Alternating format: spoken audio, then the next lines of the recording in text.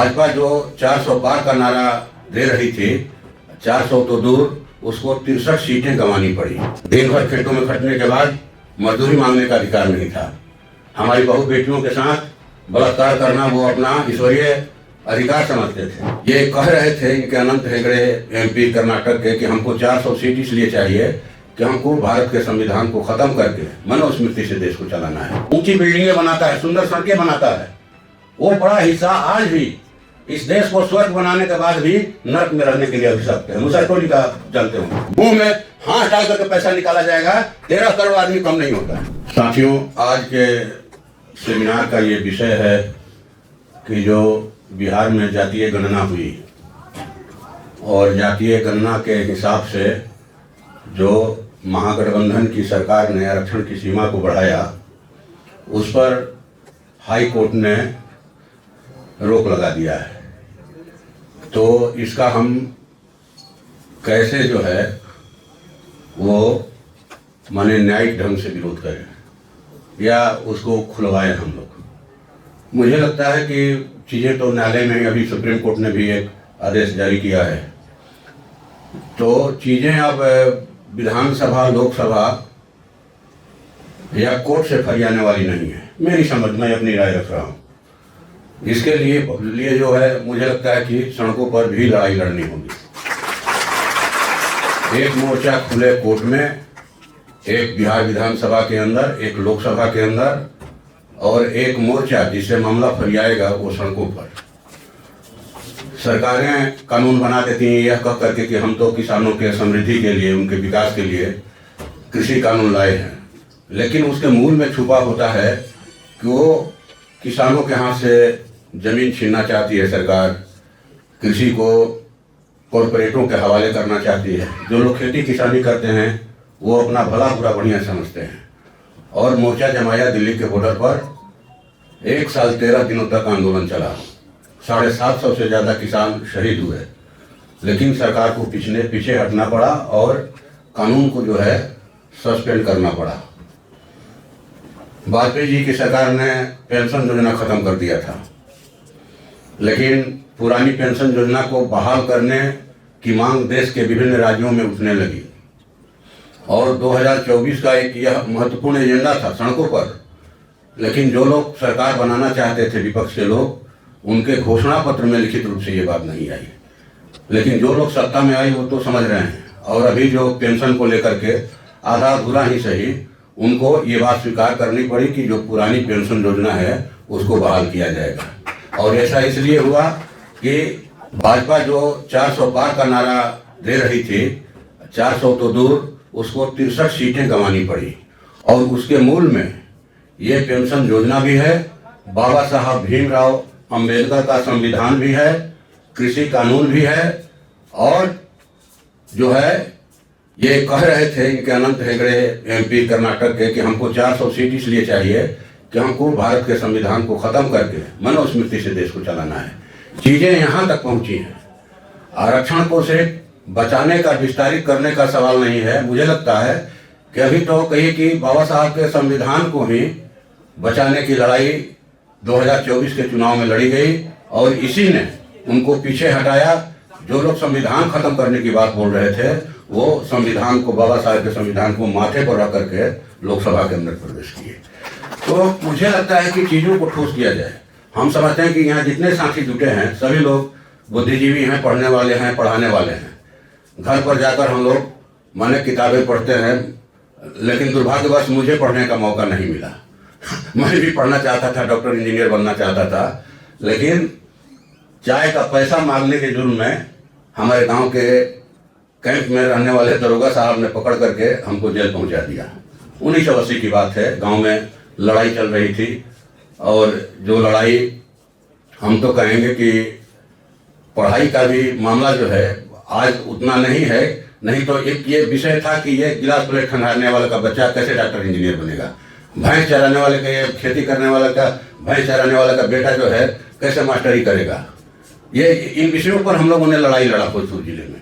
Comrade Ram Naresh Ram, master Jagdish, Rameshwar Yadav, सब लोगों ने एक बारी से लड़ाई शुरू किया। जब जिस समाज की बात कर रहे हैं, वंचित समाज की, उन लोगों को, दादा बाबुओं के सामने खाट पर बैठने का अधिकार नहीं था। चुनाव में वोट डालने का अधिकार नहीं था।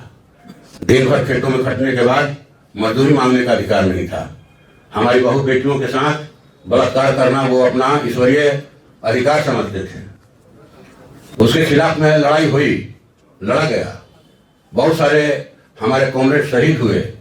लेकिन निश्चित तौर पर भोजपुर के साथ साथ ये कोई घमंड से मैं बात नहीं बोल रहा हूँ, बल्कि रियलिटी बोल रहा हूँ कि मध्य बिहार में हम लोगों ने जहाँ तक हमारी पहुँच बनी, शान के साथ, इज्जत के साथ सर उठाकर चलने का गांव में मैंने अधिकार हासिल किया, वोट डालने का अधिकार हासिल किया।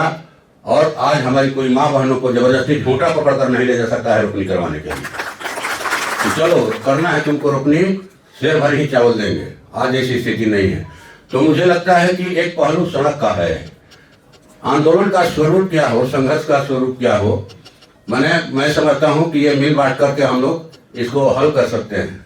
एक मेरा सुझाव है कि यहाँ जितने साथी हैं आए हैं, उनका नाम पता हो सकता है, वो एक हस्ताक्षर करवाया जाए रजिस्टर पर, ताकि बाद में सभी लोगों के साथ हम लोगों का घनिष्ठ रिश्ता बना रहे। तो ये एक विषय है, मुझे लगता है कि इस पर हम लोग को चर्चा करनी चाहिए, मेरी राय, निजी राय। और आज तो कहिए कि महा भयानक किस्म का राज चल रहा है।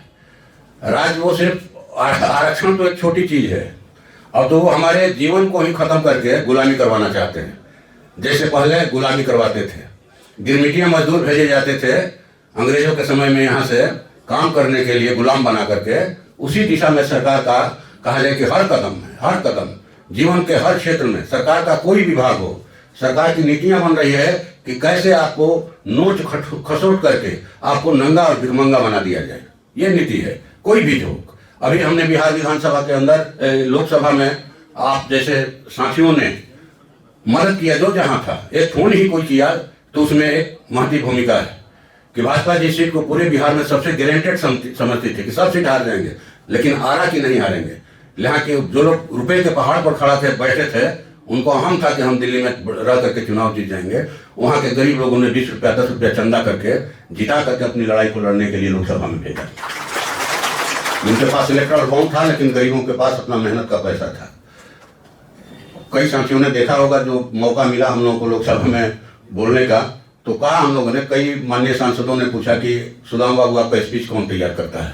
हम बोले कि भाई हम लोग तो देखे हैं, कभी लिख कर पढ़ते हैं, लिखा हुआ पढ़ते हैं, उसी समय घंटा 2 घंटा पहले मालूम होता है कि हम तो उन्हीं की बात उठाते हैं लोकसभा में जिन लोगों ने मुझे पाल पुछ करके बड़ा किया। हम लोग तो बचपन में ही घर बार छोड़ दिए थे, वही जेल भेजा, इसके बाद पढ़ाई में मन नहीं लगा और हम लोग निकल गए। कि उन्हीं लोगों का अनाज खाकर हम लोग बड़ा हुए हैं, उनका नमक जो है हमारे खून में मिला हुआ है, इसीलिए मुंह खोलते हैं तो वही बात निकलती है। उनको हमने कहा कि यही कारण है, कोई बात नहीं।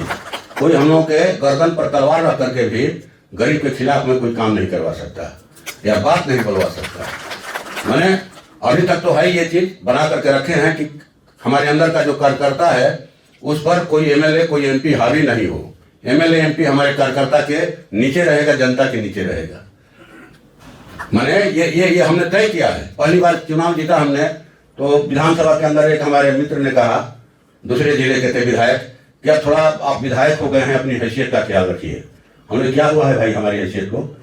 तो चुनाव से पहले, विधायक बनने से पहले जो आप हाथ मिलाते थे जूता पॉलिश करने वाला से, रिक्शा चलाने वाला से, फुटपाथ पर सब्जी बेचने वाला से, अब ये ठीक नहीं लगता, इसको बंद कर दीजिए। अब आप विधायक हो गए, हैसियत का ख्याल रखिए। हम बोले कि भाई यही लोग हमारी हैसियत बनाया है, यही लोग हमारी हैसियत बनाया है, और वही लोग चंदा करके हमको विधानसभा में भेजा है। हम विधायक रहे या नहीं रहे, लेकिन उन लोगों से हाथ मिलाना कभी बंद नहीं करेंगे। ये हमने ये कहा। 2020 में हम लोग फिर चुनाव जीते, वो विधायक जी हार गए चुनाव। इस बार चुनाव जीते हैं, तब से मैंने पूरा कहीं कि प्रताड़ित करने का प्रयास है, बिजली गायब कर दिया गया रहा था कि भाई जो है ये मैंने भाजपा हारी, यहाँ पावर मिनिस्टर हार गए और पावर चली गई। अभी हम लोगों ने लोकसभा के अंदर रखा, फिर 13 को सड़कों पर धरना लगाया, हजारों लोग जुटे थे आराम में।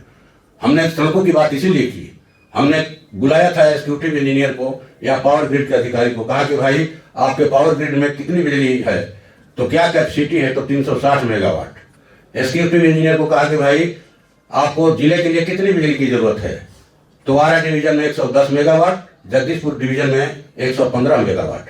हमें 225 मेगावाट की जरूरत है, बिजली है 360 मेगावाट।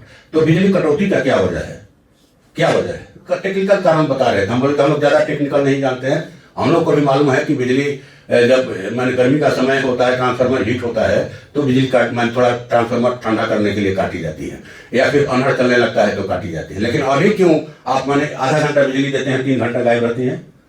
तो आप जिसके कहने पर यह चला रहे हैं तो उसको बंद कीजिए। जनता को तंग कीजिएगा तो आपको भी जनता तंग करेगी। धरना यहाँ हो रहा है डीएम की यहाँ, कल गई जरूरत पड़ेगी तो 10,000 लोग आपके ऑफिस के पास घेरेंगे आपका ऑफिस।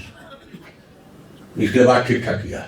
हम लोग तो सुनते थे पहले बचपन में कि कोई राजा हमला करता था और हार जाता था तो जाते समय उसकी फौज जो है रास्ते में पड़ने वाले कुओं में जहर डालते जाती थी, खड़ी फसलों में आग लगाते जाती थी, घरों को लूटते हुए जाती थी। तो क्या ये लोग ऐसे लोग हैं कि हारने के बाद वहां के किसानों से, लोगों से हार का बदला लेंगे? मझधार में रोपनी चल रही थी, बिजली कम कर दिया, बहुत प्रभावित हुआ। फिर एक आया है स्मार्ट मीटर। हमने कहा कि स्मार्ट मीटर लगाने का कि जो गांव नहीं लगाएगा पूरा गांव का बिजली काट दीजिएगा। कोई लिखित सर्कुलर है ऊर्जा विभाग का? तो ना ही मौखिक दबाव है ऊपरी अधिकारियों का। मौखिक दबाव पर आप इतना बड़ा रिस्क ले रहे हैं कि जो लोग जो है मौखिक दबाव देने वाले नहीं आएंगे। जब पूरा गांव कवर जाएगा, आपके खिलाफ में जाइएगा बिजली काटने, या किसी की मौत हो जाएगी, रात के अंधेरे में डकैती हो जाएगी, तो ये मौखिक आदेश वाले नहीं आएंगे। ऐसा ना हो कि गज के फेरा में आप थान हार जाइए। तो लड़ाई है साथी, मेरी समझ से लड़ाई लोकसभा में जरूर लड़िए, विधानसभा में लड़िए, हाई कोर्ट में लड़िए, सुप्रीम कोर्ट में लड़िए।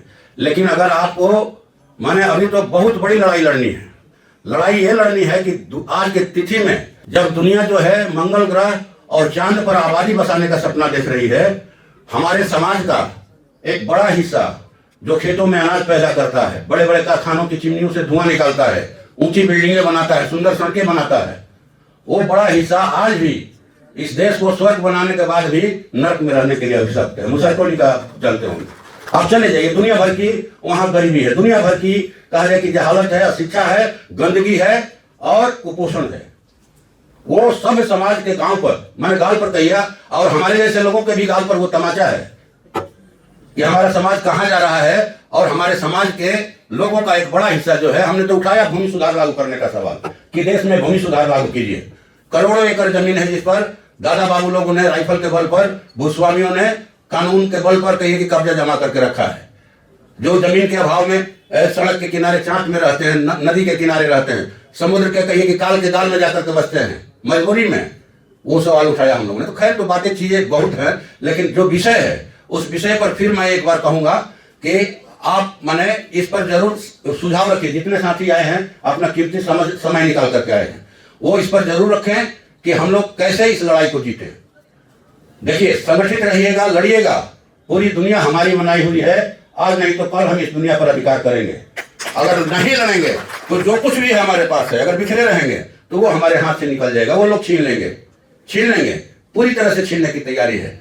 ठीक ना? नौकरियों में देखिए, जो मैंने पक्की नौकरियों को खत्म करके ठेका सिस्टम लागू किया जा रहा है हर विभाग में।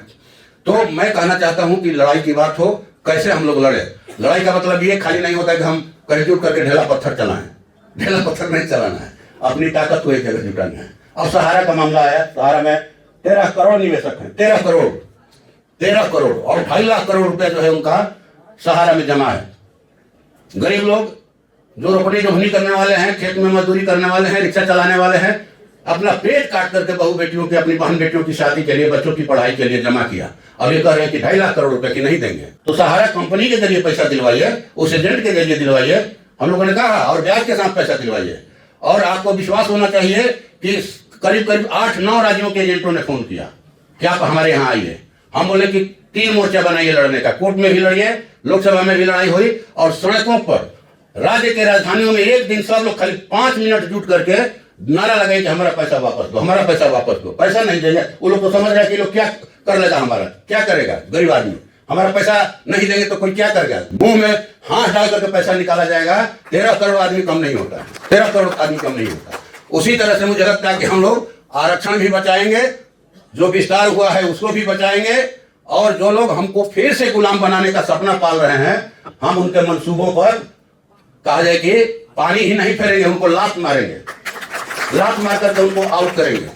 इसलिए मुझे लगता है मेरी जो समझ में बात आई, मैं बहुत भाई इस पहलू को टेक्निकली भी नहीं जानता हूँ, लेकिन जो बात सुने अभी तक हमको जो बात आई समझ में बोले। अब एक नया प्रचार शुरू किया कि स्टैंडर्ड गिरा दिया, ये आदमी एमपी का स्टैंडर्ड गिरा दिया कि एमपी ऐसे रहता है, कोई भी इस आदमी को गाड़ी जो है हाथ देते थे गाड़ी रुकवा लेता है, नीचे उतार लेता है, हाथ मिलाने लगता है, अपना दुखड़ा सुनाने लगता है। तो भाई तो हमारा गिरा हुआ स्टैंडर्ड है, तो उसी गिरे हुए स्टैंडर्ड के साथ जिंदा रहना है हमको। धन्यवाद।